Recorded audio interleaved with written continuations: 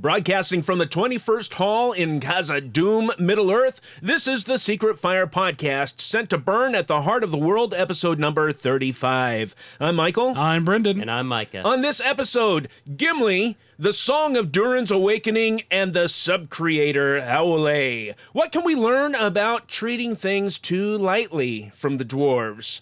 We invite you to come along, join the fellowship, become a servant of the Secret Fire right here on the GCT network.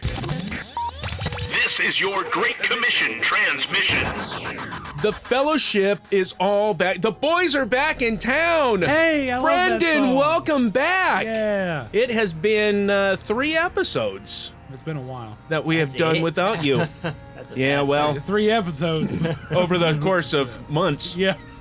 That's right. What have you been Yeah. up to? A lot of stuff. Yeah. A lot of stuff. Maybe we can talk about a little bit of that during the party tree segment. I hope so. After the main discussion. Are you excited, though, to I get am. back? I am. Now, you guys were a lot farther in the Mines of Moria. Farther Man. along, we'll know all about It's not time for the Christian themes, Mike. Oh, they're coming up soon. They're coming up.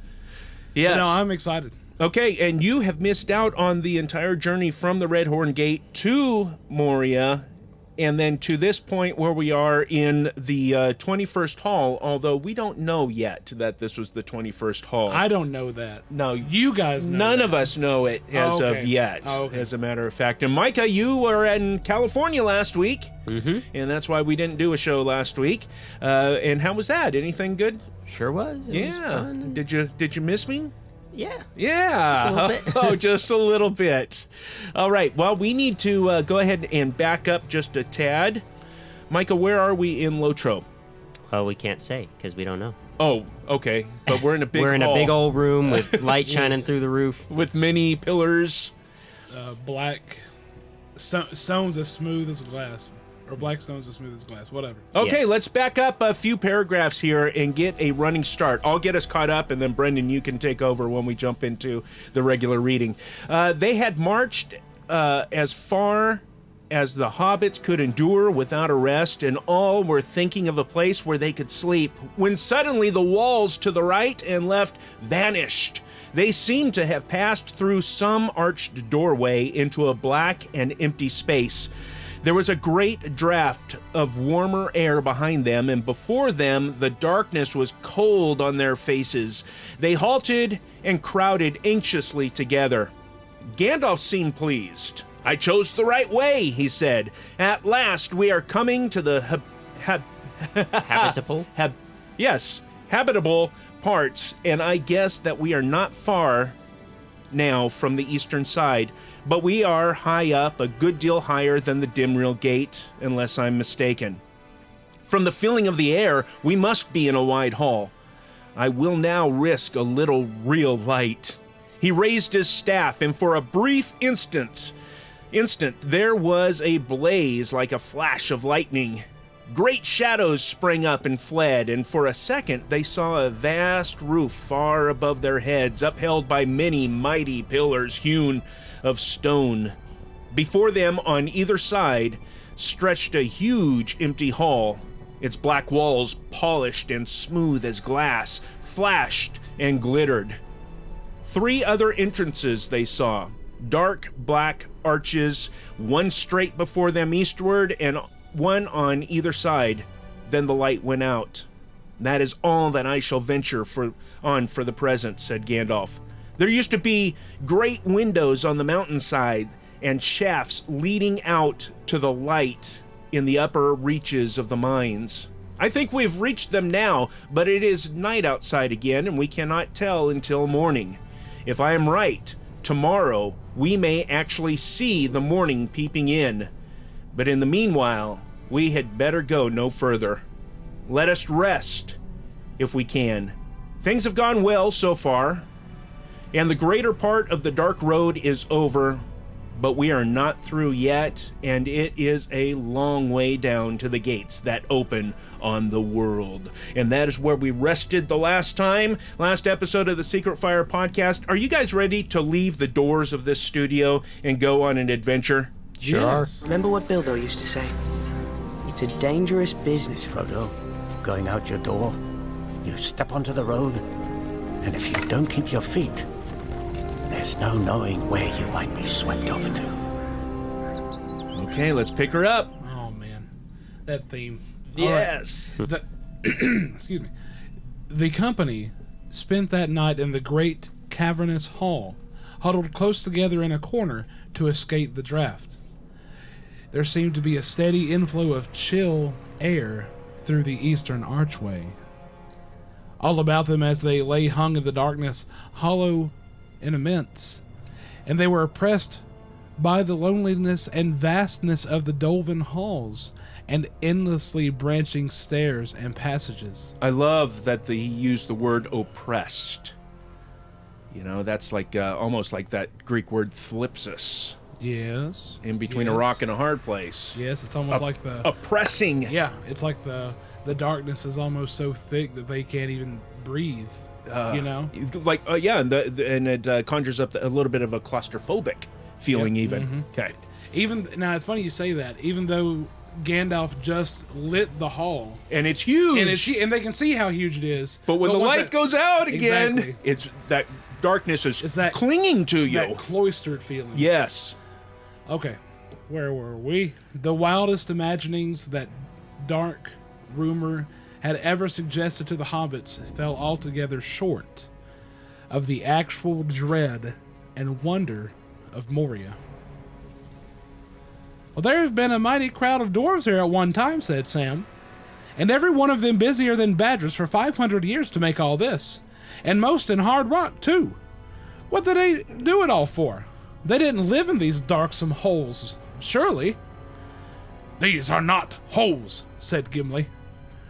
This is the great realm and city of the Dwarf. And of old it was not darksome, but full of light and splendor, as is still remembered in our songs.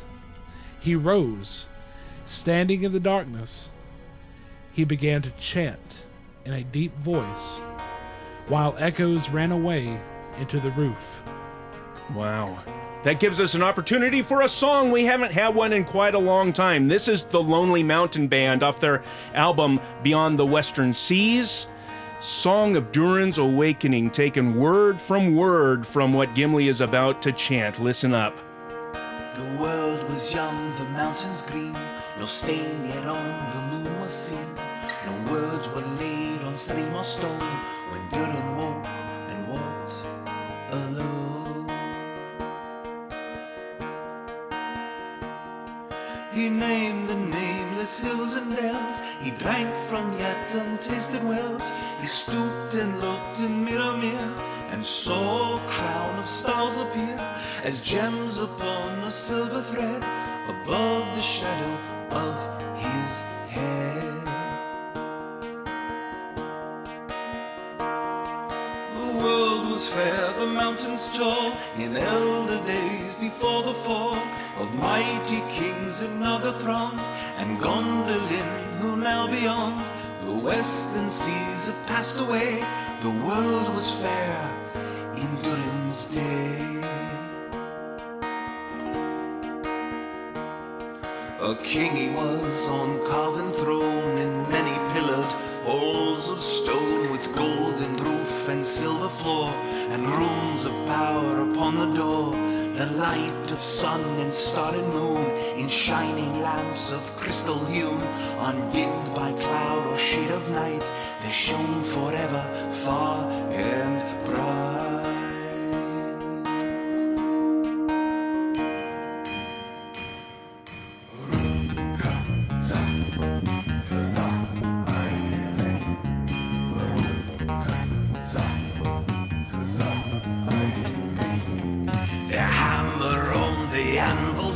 Their chisel clove and graver wrote, their forged was blade and wound was hilt, the delver mined, the mason built, their barrel pearl and opal pale, and metal wrought like fish's mail. Buckler and corslet, axe and sword, and shining spears were laid in ore. Unwearied then were Durin's folk, beneath the mountain's music woke, The harpers harped, the minstrels sang, and at the gates the trumpets rang. The world is grey, the mountains old, the forge's fire is ashen cold. No harp is rung, no hammer falls. The darkness dwells in Durin's halls. The shadow lies upon his tomb in Moria, in Khazad-dûm.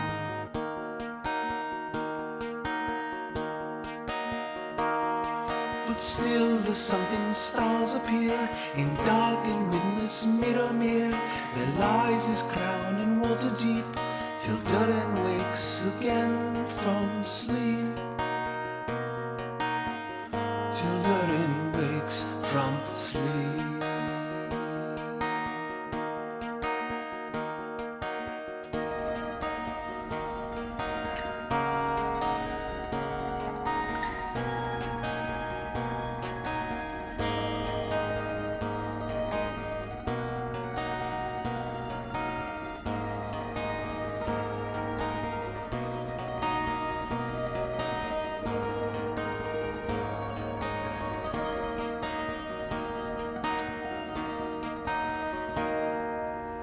Absolutely beautiful. Oh. Wow. Chills. And then the break in there with the hearing the dwarves. The hammering, Yes. the clinking, yes. Again, that was the Lonely Mountain Band doing Song of Durin's Awakening off of their first album, Beyond the Western Seas. You can find out more about Lonely Mountain Band by visiting their website, minstrelsongs.com. We will have a link in the show notes here for this very episode.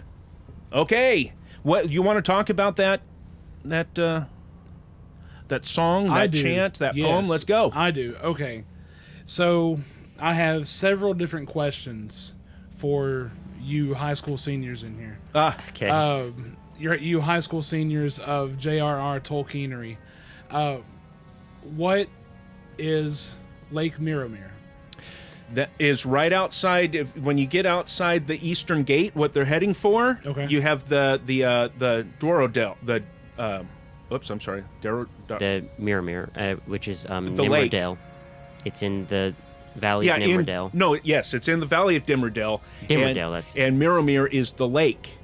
Okay. Okay, and it actually feeds into one of the great rivers. And so this is of legends of old. You know what? You want to jump into a little bit of the backstory? Do you want to learn a little bit? I kind of do. Okay, this is something that heretofore we have resisted going into the prologues and the like the appendices and and we're going to do both of those today. All these extra texts, just as a little treat, because we haven't done that. So as I'm trying to get my Kindle here to work with me, come on, work with me. We're going to go to Appendix A. As you're looking at that, I just want to say that I feel that this is Gimli's chapter. This whole chapter is Gimli's chapter, and he has a lot vested in this journey to Moria. Oh, yes. He seemed to be the only one who wanted to go. With all of his heart. Yes, and he had that hope. And you guys spoke briefly about this in the one of the other Journey of the Dark episodes. But he has this hope of rejoining family. He has this hope. Or at least reconnecting to family via their culture. Yes. What they have worked on, what they love, what they do. Mm-hmm. This is what it is to be a dwarf. Well, let me ask you this. Does he think there are dwarves still living there? Yes, absolutely. He's convinced. So not only is he looking to reconnect through culture and art and song and chant and all that, but he wants family. Yes. He's looking for family because dwarven folk are family people. Yes. They are family people. They're amazing people, and we're going to learn a little bit about them. Based. Yes. Okay, in the appendices, what did I say? Appendices A? Yes. Section 3, Durin's folk. Let's just read a little bit from here. Concerning the beginning of the dwarves, strange tales are told both by the Eldar and by the dwarves themselves. But since these things lie far back beyond our days, right? Who's writing this? At this point, is this Bilbo writing these this information? Is it Sam? Is it somebody I'm else? sure it's Bilbo. Okay. but that's just my opinion. Since these things lie far back beyond our days, little is said of them here. Durin is the name that the dwarves used for the eldest of the 7 fathers, capitalized 7 fathers, remember that, of their race, and the ancestor of all the kings of the Longbeards. That's one type of dwarf, and that's who we are familiar with, is the Longbeards. Sure.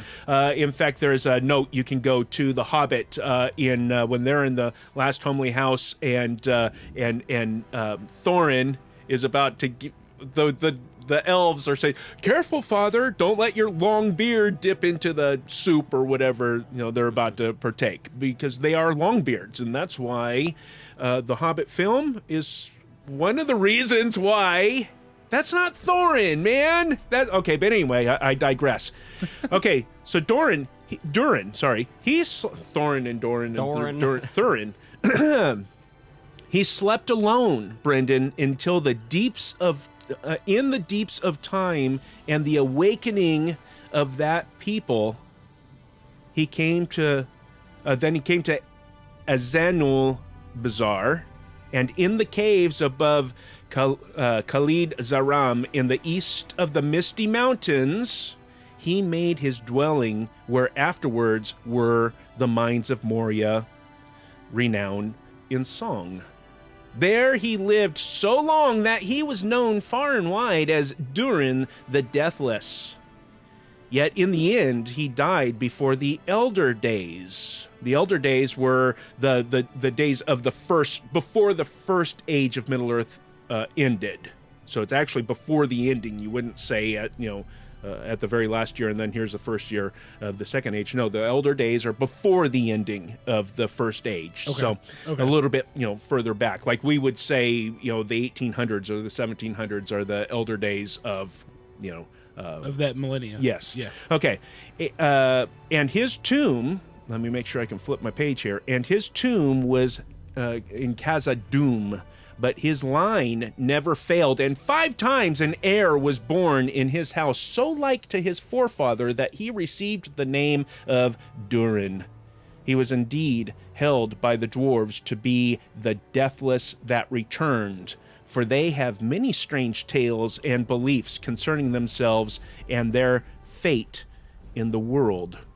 We'll stop there and wait until we get to the appendices, when we make our way to the appendices. Okay, now let's go to the Silmarillion and learn even more, because the writer here was saying, hey, we're not going to dive into all of these things because they have strange tales and all these things. Let's find out the strange tales. Time to buckle up. Yes. We're just going to read maybe a page, maybe a page and a half, 2 pages. Okay? Oh, the Silmarillion. It is told that in their beginning, the dwarves were made by Aulë in the darkness of Middle-earth. Aulë, one of the Valar, who is one of the Ainur. So the Ainur, who were the angels that Ilúvatar used to create Ea, the universe, Arda, the globe, and Middle-earth, as a matter of fact. These were... The Valar were 14 of the Ainur that said, we love this so much that we want to go and inhabit the universe. We want to be in your creation, the Ea. Not only just create it and guide it objectively, but actually partake in it. They want to be a part of it. Go into it. Okay. And they agreed to stay in Ea, the universe, until Arda was destroyed and remade. So they're in it for the long haul. Okay. So that's the Valar, those 14. And that doesn't count Melkor, because he was also Ainur.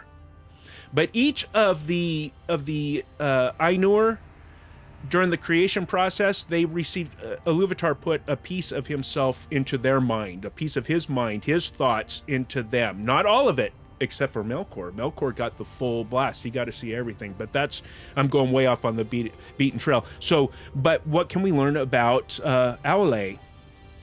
For so greatly did Aulë desire the coming of the children, capital C, the creation of Iluvatar, bringing forth the elves, and then, you know, his greatest creation, the men. Okay, he was anxious. He got anxious. For so greatly did Aulë desire the coming of the children to have learners to whom he could teach his lore and his crafts, that he was unwilling to await the fulfillment of the designs of Iluvatar. We've talked about this before. Keep going, though, but I know where we're going. And Aulë made the dwarves even as they still are. Yeah. Because the forms of the children who were to come were unclear to his mind. He didn't know exactly what they were going to look like. And because the power of Melkor was yet over the earth, and he wished therefore that they should be strong and unyielding. But fearing that the other Valar might blame his work, he wrought in secret. And he made first the 7 fathers of the dwarves in the hall under the mountains in Middle-earth.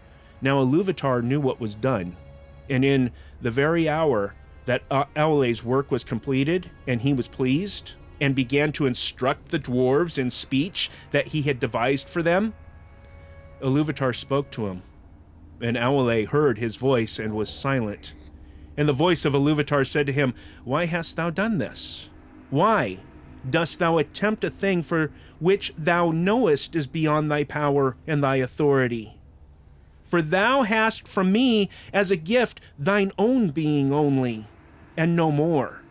And therefore the creatures of thy hand and mind can live only by that being, moving when thou thinkest to move them. And if thy thought be elsewhere, standing idle.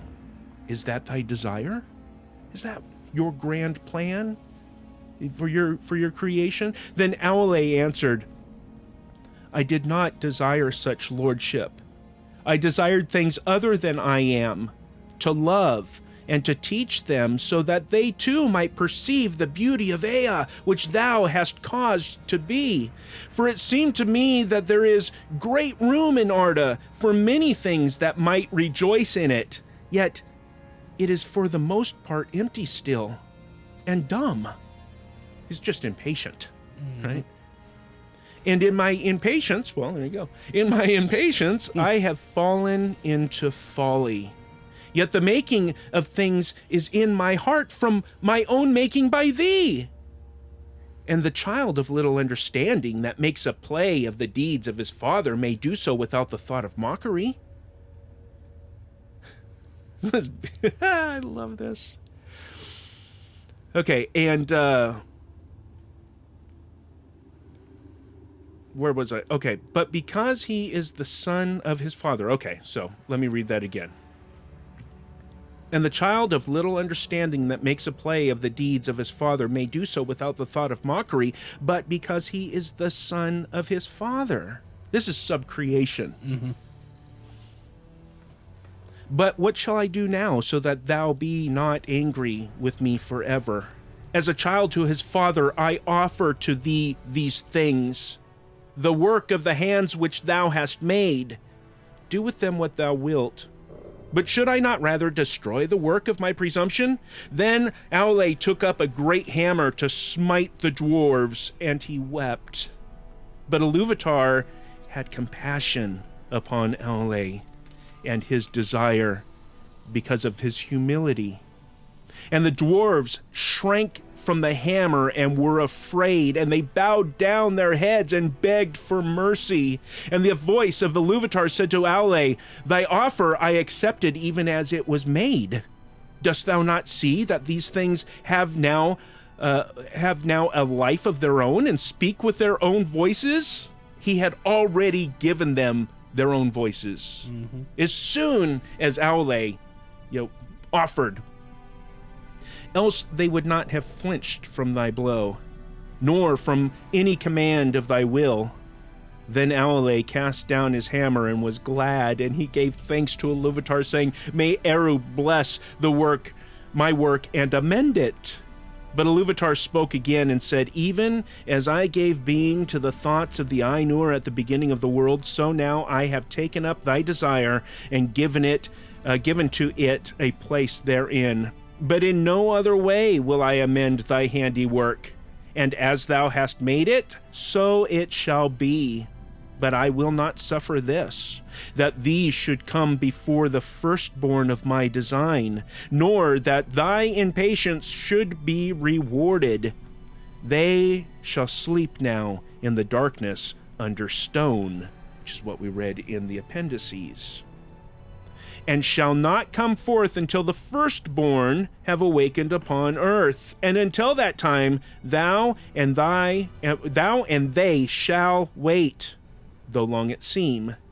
But when the time comes, I will awaken them, and they shall be to thee as children. And often strife shall arise between thine and mine, the children of my adoption and the children of my choice.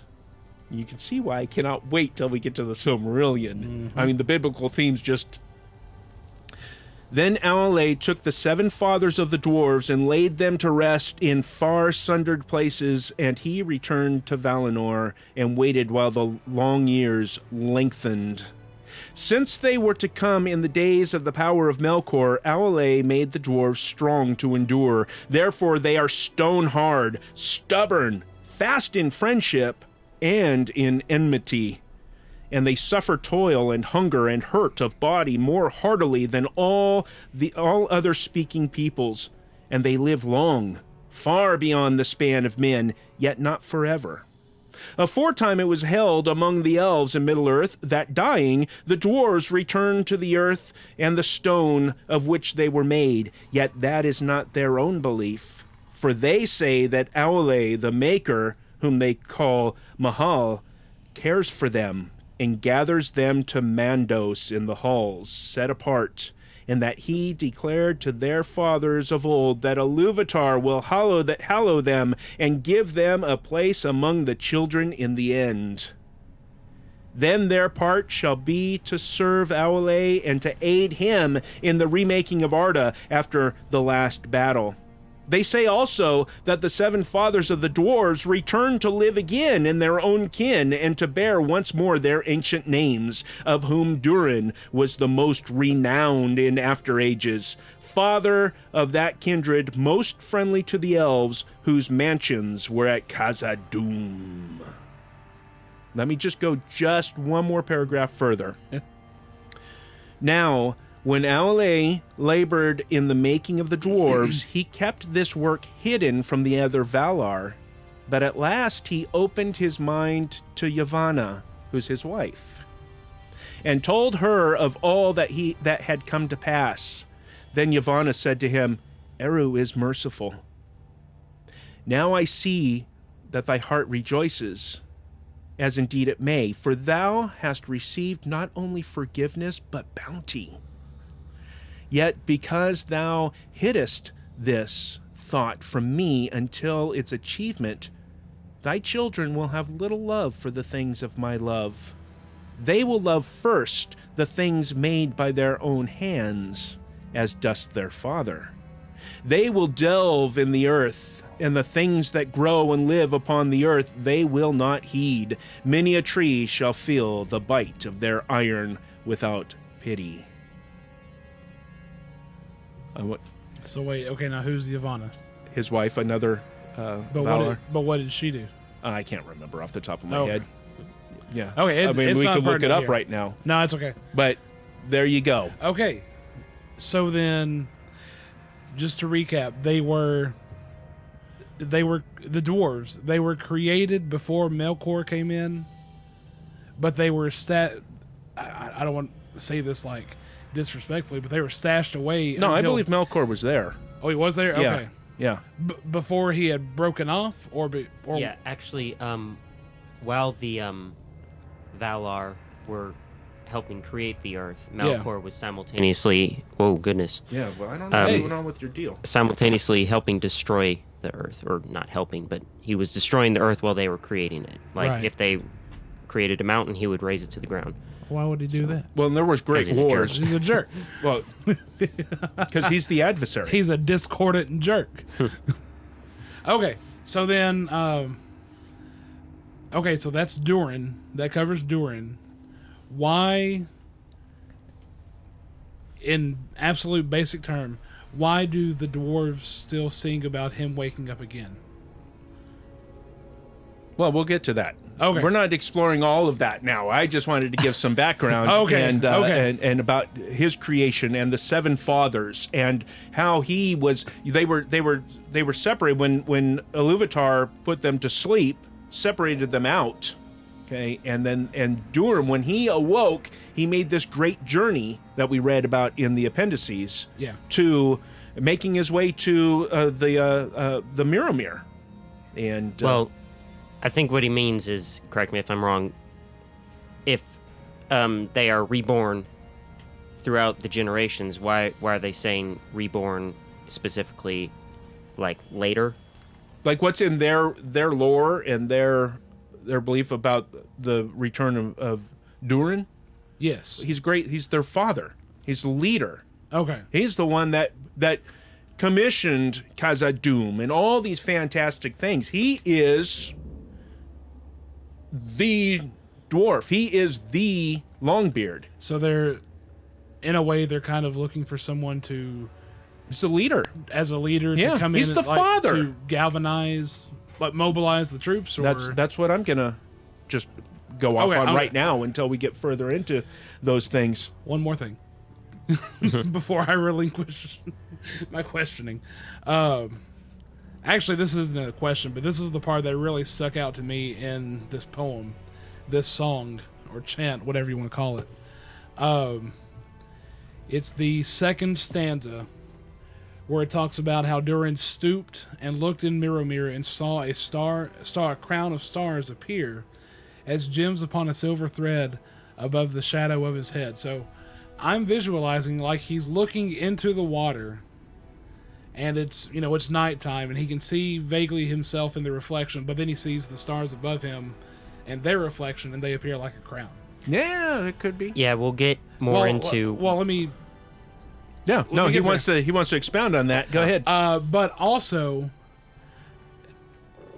and if I miss the boat, tell me, because this is how I'm seeing it. I don't know right now. Okay, well, is he looking into Mirror, and is he kind of seeing?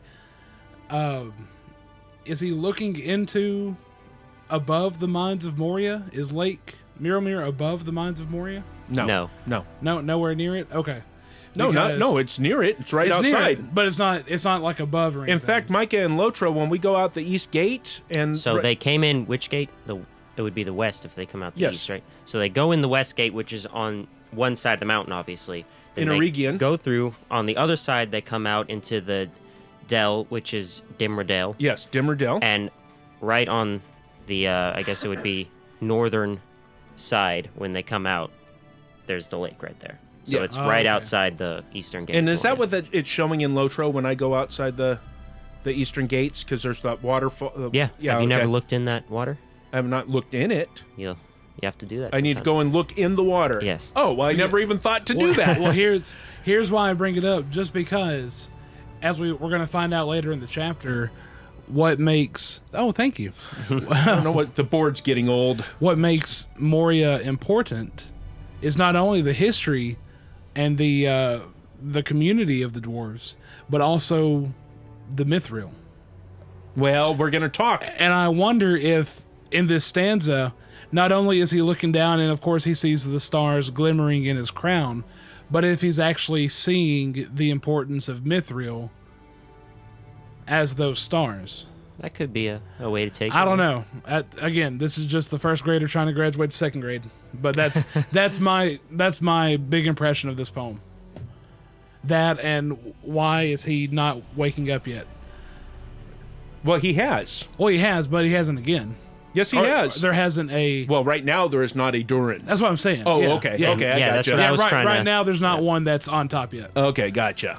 Okay. And so I wonder what their prophecies and what their thoughts are. Well, Yeah. we'll have to explore that when we get there.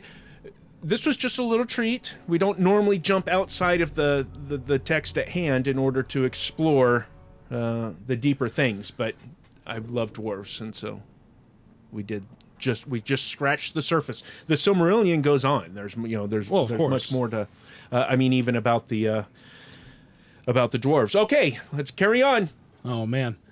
I like that, said Sam. I should like to learn it. In Moria and Khazad-dûm, it makes the darkness seem heavier. Thinking of all those lamps. Are there piles of jewels and gold lying about here still? Gimli was silent. Having sung his song, he would say no more. Piles of jewels, said Gandalf. No, the orcs have often plundered Moria. There's nothing left in the upper halls. And since the dwarves fled, no one dares to seek the shafts and treasuries down in the deep places. They are drowned in water, or in a shadow of fear. Then what do the dwarves want to come back for? Asked Sam. For Mithril, answered Gandalf. The wealth of Moria was not in gold and jewels, the toys of the dwarves, nor in iron, their servant. Such things they found here, it is true, especially iron, but they did not need to delve for them.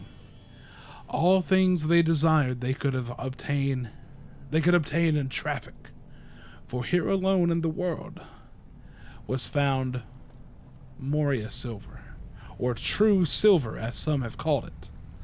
Mithril is its elvish name. The dwarves have a name which they do not tell. Its worth was 10 times that of gold, and now it is beyond price, for little is left above ground, and even the orcs dare not delve here for it. The lodes lead away north towards Caradhras, and down into darkness. The dwarves tell no tale, but even as Mithril was the foundation of their wealth, so it was also their destruction. They delved too greedily and too deep, and disturbed that from which they fled, Durin's bane. Of what they brought to light, the orcs have gathered nearly all, and given it in tribute to Sauron, who covets it. Covets. You want to keep going? Okay, well, let me just jump in here. Okay.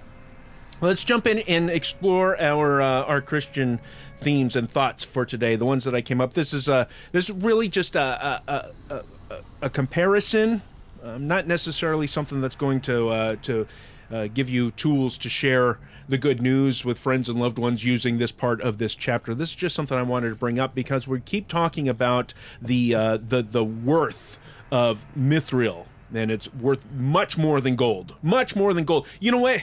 When you say those words, much more than gold, it reminds me of a psalm. And Brenden, I don't know if you, as a song leader, are you familiar with the song that's made out of Psalm 19, verses 7 through 10? Before we moved out here to Tennessee, over a decade ago, 12 years ago, the congregation that we were a part of, there was one young man when they would have the youngsters get up and lead songs. He loved to lead this, and you have to use the New King James Version for this particular song.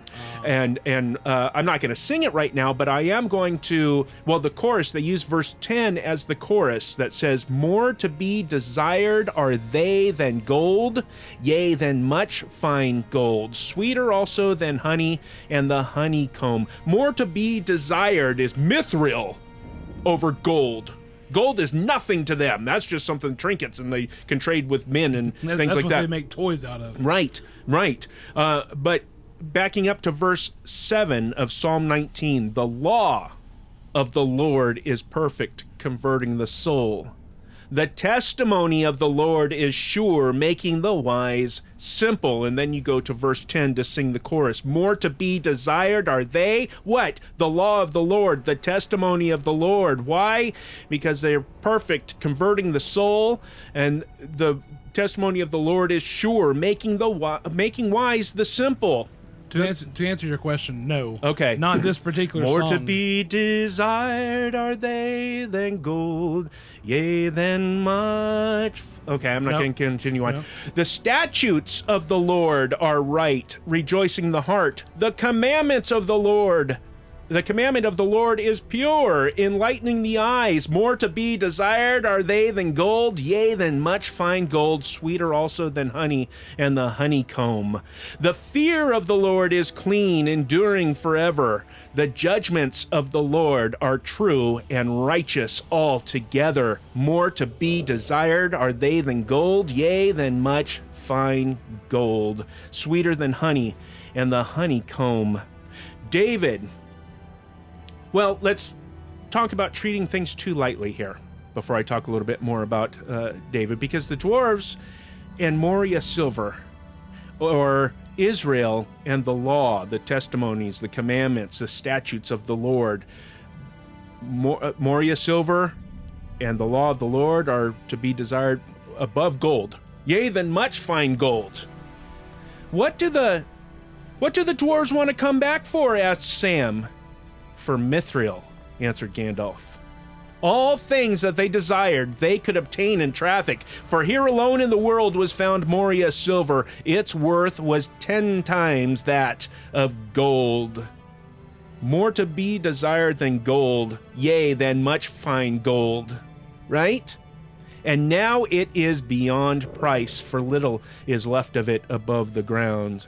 The dwarfs tell no tale, but even as Mithril was the foundation of their wealth, so also it was their destruction. They delved too greedily and too deep, and disturbed that from which they fled, Durin's bane. Israel's wealth was the law. All blessings came through covenant relationship with Yahweh through keeping the law. David, a man after God's own heart, right? I love that. When God talks about David, he's a man after my own heart. And he wrote Psalm 19. He wrote Psalm 119. How about verse 11 in that? Your word I have treasured in my heart that I may not sin against you. Verse 105, your word is a lamp unto my feet and a light to my path. Verse 160, the sum of your word is truth, and every one of your righteous ordinances is everlasting. Everlasting, Hebrew olam, meaning to the vanishing point, or time out of mind. David loved the law. He loved the ordinances of Yahweh, and he did his best to keep them. But Israel treated it too lightly. Let's talk about Josiah, King Josiah, and his great reformation. He was a fantastic king. Many people name their sons after Josiah. He was a man walking in the footsteps of his father David, right? His ancestor David, in order to right the wrongs that were going on in Israel because they had forgotten the law. How much have they forgotten the law? Well, let's go to 2 Chronicles chapter 34, verses 15 and 16. Hilkiah. Okay, well, first of all, Hilkiah is the high priest. And what's going on is that in the 18th year of King Josiah's reign, he commissioned the repair and restoration of the temple. It had fallen into disrepair. It was ignored. It was used as a storage shed. Okay? Money was collected and brought to the high priest, Hilkiah, to pay the workers for their repairs. The carpenters, stonemasons, well, actually, it's the same thing.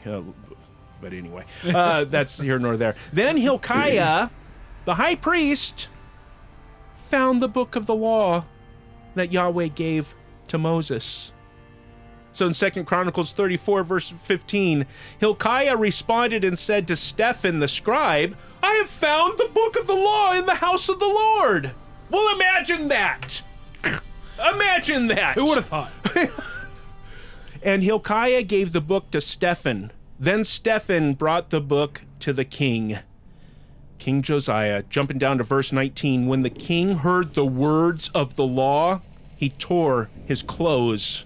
Then the king commanded Hilkiah and all the blah, blah, blah, blah, and all these other people, go and inquire of the Lord for me and for those who are left in Israel and in Judah concerning the words of the book which has been found, for great is the wrath of the Lord which is poured out on us, because our fathers have not observed the words of the Lord to do according to all that is written. Our brothers in the north, the northern 10 tribes, they have been taken away into captivity by the Assyrians. Why? Because their fathers have neglected the word of the Lord. The Assyrians came and besieged Jerusalem in my great-grandfather's days or whatever, but he prayed to Yahweh, got right with them, and he stayed that invasion. But now we're being attacked on all sides by the Babylonians and all these things, and it's because they lost the commands of the Lord, the book of the law. I found a book! Treating it too lightly. So, getting back to the dwarves, their problem is greed. But is greed for a thing treating it too lightly? What do you think, Brenden? In a way, yes. I believe so. Because I don't know. To me, it seems like in greed, when you want something that badly, you only want it for how it helps you. You don't want it because the law of the Lord is perfect, converting the soul. The testimony of the Lord is sure, making the wise simple. Making wise the simple. It's not covet. That's what Sauron does. It's given in tribute to Sauron, who covets it. Coveting something is treating something too lightly, without respect, without regard. That's what treating too lightly means, to regard something without much seriousness.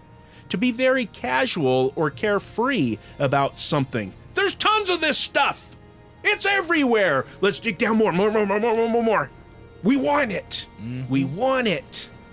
That's the key word, I think, is regard. It's like they don't have it in the proper perspective. And yes, that's what regard is, to consider or think of something or someone in a specified way, a proper way. So you can liken their greed or their, which is treating too lightly, not regarding Mithril for what it truly is, and what happened to Israel. So much so that the high priest of Yahweh, their Elohim, could go into the temple that's all dusty and with chairs stacked up and boxes and U-Haul blankets and all kinds of stuff, and go, "What is this? What is this? I've never seen it in my life." Wow. So anyway, that's just what this reminds me of when talking about Mithril is 10 times worth more than gold. So is God's word, and treating it with respect. And right now, things are going on in our society. Okay, it's not a political show. No, it is not. But it is a religious show. Yeah. And are we treating God's word too lightly? Whether you're on the right or on the left, are you treating God's word too lightly? Or are you taking it serious? Are you having regard and considering or thinking of it in the proper way? I mean, as long as I can pick up my Bible and use it to hit my enemy in the head, I think I'm using it the right way. That is what it was designed for, right? Awesome. Hey, leather bound. Yeah. Leather bound. It doesn't bruise. Oh, I saw a preacher's Bible that I was drooling over because it's a New American Standard Bible with big, gigantic margins in it. This thing is about, sitting on the desk. Dang. People said, you could hurt yourself carrying that around. Oh, man. Yeah. Yep. Yeah. Alrighty. That's what I wanted to talk about. Let's continue on. Continue on. That's a new word. Write that one down. Mithril. All folk desired it. It could be beaten like copper and polished like glass. What else have we seen in this giant cavernous hall like glass? I don't know. The walls. Yeah. But the dwarves could make of it a metal, light and yet harder than tempered steel. Its beauty was like that of common silver, but the beauty of Mithril did not tarnish or grow dim. The elves... Just like the word of the Lord. Look at him. The elves dearly loved it, and among many uses they made of it... Help me out on this one. Ithildan. Ithilden, star moon, which you saw upon the doors. Bilbo had a corselet. Let me start that again. Bilbo had a corselet of mithril rings that Thorin gave him. I wonder what has become of it. Gathering dust still in Mickle-delving Matham House, I suppose. What? Cried Gimli, startled out of his silence. A corselet of Moria silver? That was a kingly gift! Yes, said Gandalf. I never told him, but its worth was greater than the value of the whole Shire and everything in it. Favorite part. Frodo said nothing, but he put his hand under his tunic and touched the rings of his mail shirt. He felt staggered to think that he had been walking about with the price of the Shire under his jacket. This is what I love. Had Bilbo known? He felt no doubt that Bilbo knew quite well. It was indeed a kingly gift. And he regarded it and thought of it in the proper way. There you go. Yes. There you go. The proper perspective. Yes. But now, his thoughts had been carried away from the dark mines to Rivendell to Bilbo. And to Bag End. Do I sense an elegiac lament? Yeah, it's coming up. In the days while Bilbo was still there. He wished with all his heart that he was back there. And in those days, mowing the lawn or pottering among the flowers, that he had never heard of Moria or Mithril or the ring.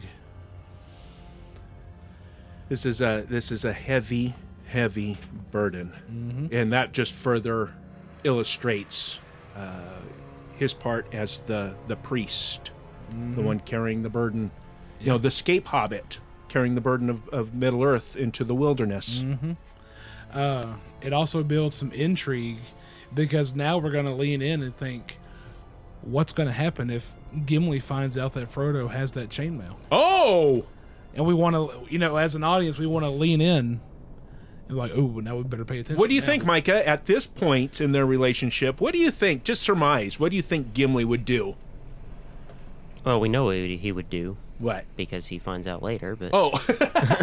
Well, but at this point where Gimli is lost in the past. And oh, yeah. Well, we've of... seen with, like, the Dwarven, what is it, dragon disease or something they called it in the Hobbit movie. Like something. Dragon greed or something. Yeah, where they... Dragon sickness. They just, it changes them. Yeah. So, yeah, it could... I don't know if Frodo trusts Gimli enough to, feel that he wouldn't try something rash. Well, obviously, he's not revealing to anybody that he has it, is he? He's not saying, "Oh, hey, no. Hey, by the way, we want to see it." But I think that's just because of Frodo's character. I don't think Frodo's like, "Oh, well, hey, I have one of those. I have it." He's not Pippin. If Pippin had it, Pippin would be like at the ready. Just Frodo's a listener. He's gonna tear open his shirt like Superman and reveal this chainmail. Yeah. In a way, I could kind of see, based on dragon sickness, I could kind of see Gimli reacting, and I don't know if this is how he does in the book. I'm sure it is, whatever. But it's almost like going to an alcoholic who's, trying to not have that vice anymore, and then brandishing, a shot in front of him. A nice cold brew, or a nice cocktail or something. And I wonder if that's the same kind of effect that dragon sickness has on the dwarves. It's almost like an addiction. I don't know. Maybe that's for well, time. But see, that whole thing of dragon sickness is once a dragon has been brooding and nesting on a hoard, and I don't think that means that he had to physically touch each piece. I just mean his presence really reads that. But right now, I think that Gimli is so enamored and lost in the lore and the history and the dreams and the hopes of his people that it would be interesting to see. I don't know what would happen. We haven't had a chance to learn too much about the character of Gimli. What we have learned about him so far, especially in this chapter, is his longing, like you were talking about at the beginning of the show, his longing to go home again, basically. Yeah. You know. So, continue on. All right. A deep silence fell. One by one, the others fell asleep. Frodo was on guard, as if it were a breath that came in through the unseen doors, out of deep places. Dread came over him. His hands were cold, and his brow damp. He listened. All his mind was given to listening and nothing else for 2 slow hours. But he heard no sound, not even the imagined echo of a footfall. Which, didn't someone... What fell? There's rocks falling. That was weird at that time, wasn't it? Yes. Yeah. Oh, did something in game? Yeah. But did someone hear footfalls earlier? Yes. Yeah. Who was that? Was that Frodo? Frodo has been hearing them. Yes. Oh, okay. His watch was nearly over when, far off, where he guessed that the western archway stood, he fancied that he could see 2 pale points of light, almost like luminous eyes. He started. His head had nodded. I must have nearly fallen asleep on guard, he thought. I was on the edge of a dream. He stood up and rubbed his eyes and remained standing, peering into the dark, until he was relieved by Legolas. Legolas. When he lay down, he quickly went to sleep, but it seemed to him that the dream went on. He heard whispers and saw the 2 pale points of light approaching slowly. He woke and found that the others were speaking softly near him, and that a dim light was falling on his face. High up above the eastern archway, through a shaft near the roof, came a long pale gleam, and across the hall through the northern arch, light also glimmered, faint and distantly. Frodo sat up. "Good morning," said Gandalf. "For morning it is again at last. I was right, you see. We are high up on the east side of Moria. Before today is over, we ought to find the great gates and see the waters of Mirror lying in the Dimril Dale before us." And so once again, Mirror was the lake located beneath the east gate of Khazad-dûm. It lay in the southeast corner of Dimril Dale. Mirror was the source of the river Silverlode. "I shall be glad," said Gimli. Oh, I gotta do that again. Where's my John Rhys Davies? Yeah. "I shall be glad." And my axe. said Gimli. I have looked on Moria, and it is very great, but it has become dark and dreadful. Oh. And we have found no sign of my kindred. Is that why it has become dark and dreadful? I think so. Yes. I think so. Now he's starting, there's almost like a panic building up inside of him. I doubt now that Balin ever came here. That's also... What he about doubts a that he ever foreshadow? came here. Well, they know that they went there, but now he's like, oh, well, they just must not have come here. Yeah. Oh, so like in denial? Yeah. Oh, like that's what this fear, this darkness and dread, because he has found no sign of his kindred, now he's fearful. And he's trying to brush it off, like, oh, they must just not have, they must have they gone somewhere else. And that's exactly how denial works. It's not just a river in Egypt. No, nope. After they had breakfasted... I love that word. It's a verb now. Yes. After they had breakfasted, Gandalf decided to go on again at once. "We are tired, but we shall rest... Rest? We shall rest better when we are outside," he said. "I think that none of us wish to spend another night in Moria." Now, I want to jump back to a voicemail that y'all got on the last episode, talking about the times when Gandalf doesn't automatically show up and show out, but he encourages everyone else to, almost like a secondary. Encourages the hearts of the free peoples of Middle Earth. Yes, and I think in this part he's trying to trying to refocus the group and encourage them. Yes. Get them to move a little bit quicker to mobilize. Have hope. Have hope. Yep. Yeah, keep going on. No, indeed, said Boromir. Which way shall we take? Yonder eastward arch? Well, maybe, said Gandalf. But I do not know yet exactly where we are. Unless I am quite astray, I guess that we are above and to the north of the great gates. And it may not be easy to find the right road down to them. The eastern arch will probably prove to be the way that we must take, but before we make up our minds, we ought to look about us. Let us go towards that light of the north door. If we can find if we could find a window, it would help, but I fear that the light comes only down deep shafts. Following his lead, the company passed under the northern arch. They found themselves in a wide corridor. As they went along, the glimmer grew stronger, and they saw that it came to a doorway on their right.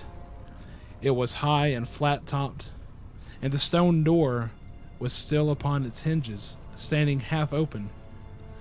Beyond it was a large, square chamber. It was dimly lit, but to their eyes, after so long a time in the dark, it seemed dazzlingly bright, and they blinked as they entered. Their feet disturbed a deep dust upon the floor, and stumbled among things lying in the doorway whose shapes they could not at first make out. The chamber was lit by a wide shaft high in the further eastern wall. It slanted upwards, and far above, a small, square patch of blue sky could be seen. The light of the shaft fell directly on a table in the middle of the room, a single, oblong block about 2 feet high, upon which was laid a great slab of white stone. "It looks like a tomb," muttered Frodo, and bent forwards with a curious sense of foreboding to look more closely at it. Gandalf came quickly to his side. On the slab, runes were deeply graven. "These are Durin's runes, such as were used of old in Moria," said Gandalf. "Here it is written in the tongues of men and dwarves. Balin, son of Fundin, Lord of Moria." "He is dead then," said Frodo. "I feared it was so." And Gimli cast his hood over his face. You need say no more. We'd best get a move on. There are still goblins about. Oh, bother. More mountains? No, don't you see? The sun is setting in the west, behind the mountains. We're on the other side, to the edge of the land beyond. What thinkest thou? That's a good one. Is it a good one? Yeah. You like it? I did. Oh, let me unmute you, then you can talk. Hey, I get that. That'll work too, I guess. Am I unmuted? I am now. You are now. Hey. A lot of good stuff. That chapter was fantastic. 3 parts we did, which you can listen to all 3 parts at secretfirepodcast.com or in your favorite podcast app, which apparently now Google Music has switched over to. There's a Google Podcast app. I saw that. Okay. Yeah. And I don't know, I'm hoping that they automatically moved all of their podcasts that were in Google Play Music to this new app. I don't have an Android device. Thoughts? Comments? Piggybacks? Well, again, editorials? Off-the-wall remarks? Yeah. Don't let him say any of those. Yeah. I still think that this is a Gimli-focused chapter. Gimli-centric? Gimli-centric, yes. Just because he had that hope, and then at the very end of the chapter, it's quenched. Yeah. It's lost. It's gone out. It's What is going to be the effect on a person like Gimli once he his hopes have been dashed? I don't know. Will that defeat him, or will that strengthen his resolve to continue the journey of this fellowship?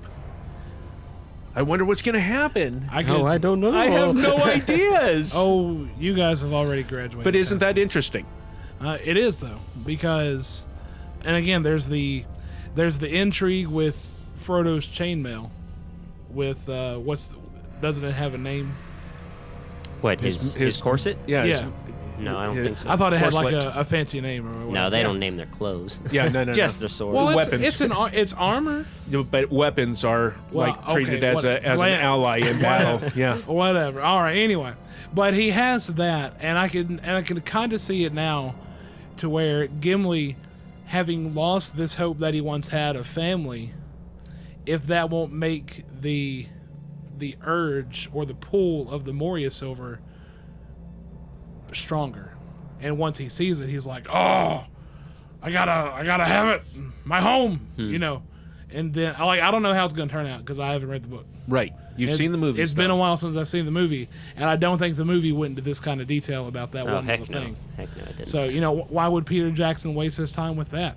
He's got to show the Balrog coming up the next chapter. What about the Song of Durin? Did you enjoy I did. our little venture I did. into the deeper lore of the dwarves? Fantastic story. Mm-hmm. And that whole interaction between Iluvatar and Aulë, and just the grace and the mercy.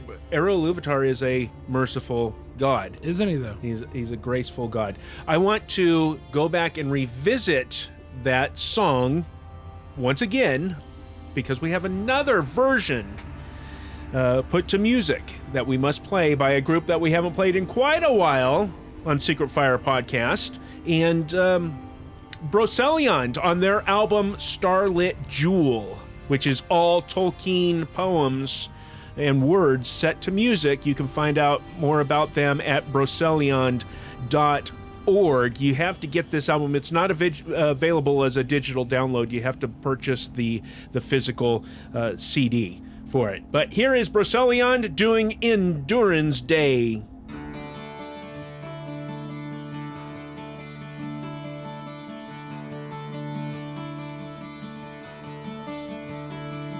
The world was young, the mountains green, no stain yet on the moon was seen, no word was laid on stream or stone, when Durin woke and walked alone.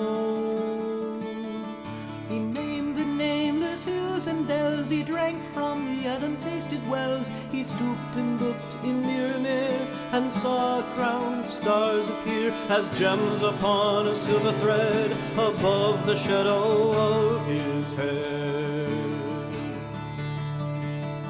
The world was fair, the mountains tall, in elder days before the fall of mighty kings in Nargothrond and Gondolin, who now beyond the western seas has passed away. The world was fair in Durin's day.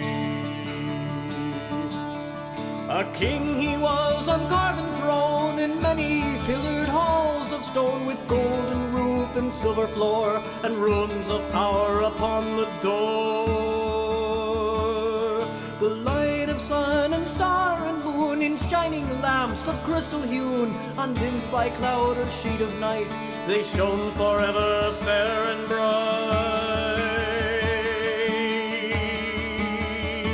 Their hammer on the anvil smote, their chisel clove and graver wrote, their forge was blade and bound was hilt, the delver mined, the mason built. Their barrel of pearl, a noble pale, and metal wrought like fish's mail, buckler and corset, axe and sword, and shining spears were laid in hoard.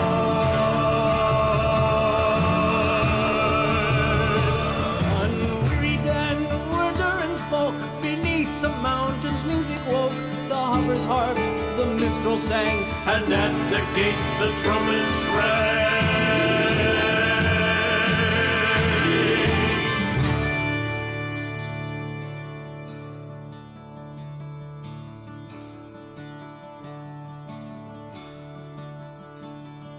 The world is gray, the mountains old, the forge's fire is ashen cold. No harp is rung, no hammer falls, the darkness dwells in Durin's halls. The shadow lies upon his tomb in Moriah and Khazad-dûm, but still the sunken stars appear in dark and windless Miramir. There lies his crown in Waterdeep till Durin wakes again from sleep. Brocelion, ladies and gentlemen. Oh, that's a... Love it. Where are we in Moria, Micah? Where'd the sounds go? Oh, there we are. I love Brocelion. And once again, that was In Durin's Day off of their CD, The Starlit Jewel. You can find out more about that and the band in general. Get all of their stuff at brocelion.org. Or specifically for that CD, flowingglass.com/sjewel. It'll take you right to the page where you can order the CD. Limited supplies while supplies last. Hey, there you go. Yes. Now with the Song of Durin. Yes. And maybe I've been tainted by the Peter Jackson. You have been? I have been. I know. Okay. Whatever. But I really like the way that in the first Hobbit film, Unexpected Journey, the dwarves, while they're at Bilbo's house before the journey sets off, they sing the song Misty Mountains, or Far Beyond the Misty Mountains Cold. And the way it's very somber, but they're all harmonizing with each other. You can tell there's that sense of family. There's that sense of collective mourning.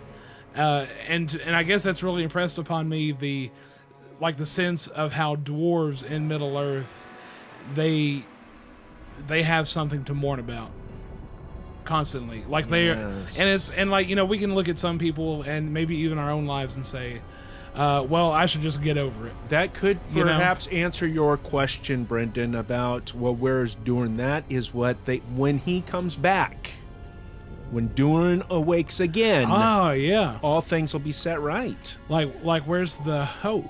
Yes. It's almost like where's the hope? But I only bring that up because I found another version of the Song of Durin on YouTube. Oh, okay. Uploaded by user Clamavi de Profundis, and I love that. I think it's Latin for I heard a call from the deep.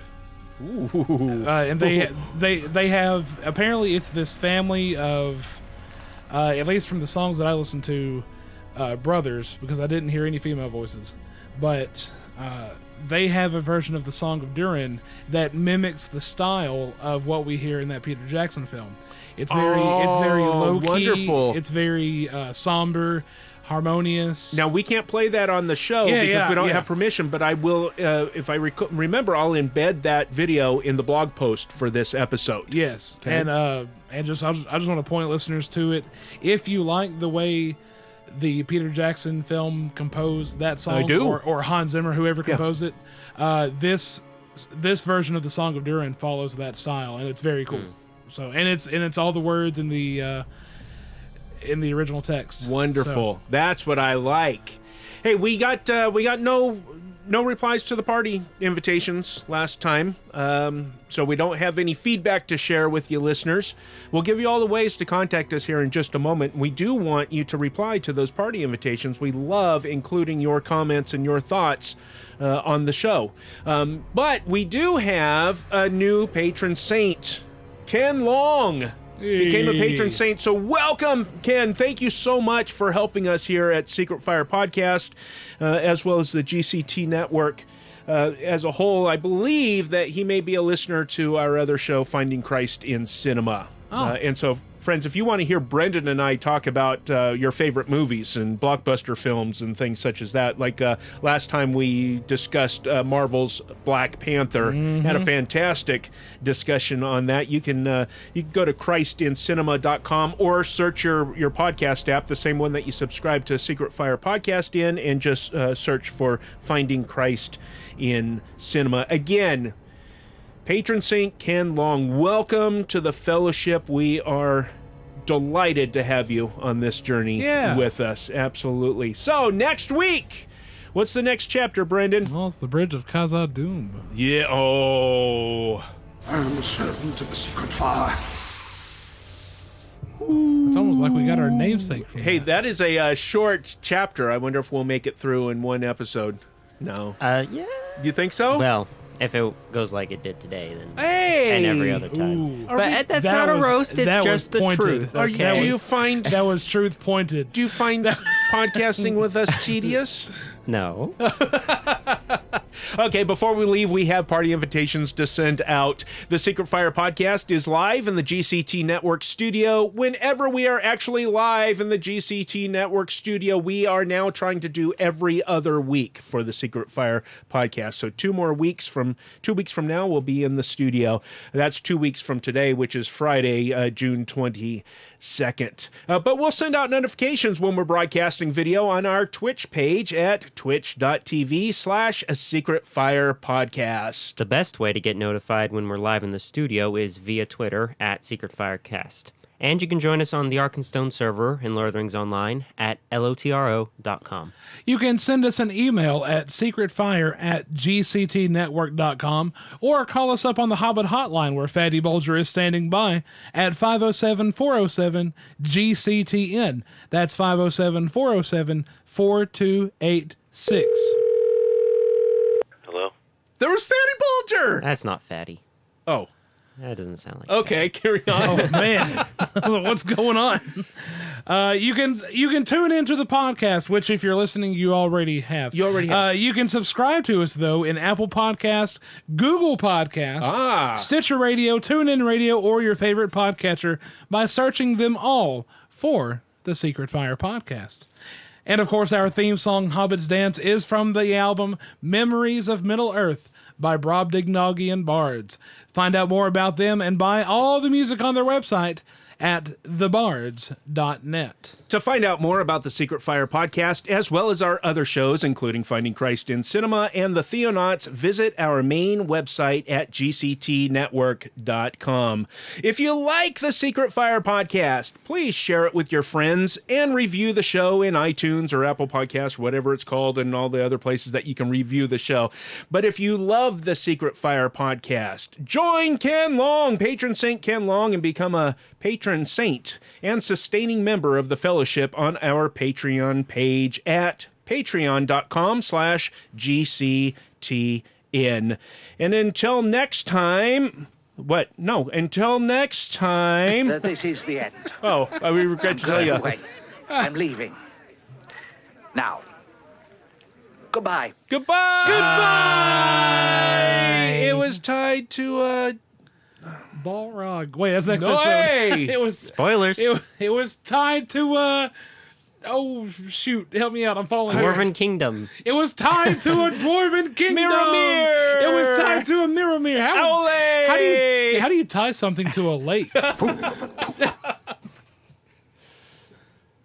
Oh, there we go. Hey, for folks that have been tuned into the live video, we sure do appreciate you doing that. And we'll also post this to our YouTube page in a few days. Usually we release the podcast on a Tuesday or a Wednesday, and then I'll wait another day or two and upload this to our YouTube page. But you could go over to YouTube and just search for the Secret Fire podcast, and we will be back in, well, Iluvatar willing, but he's merciful and gracious. That's true. And the Bruin in Don't Rise will be back in 2 weeks. Anything else, guys?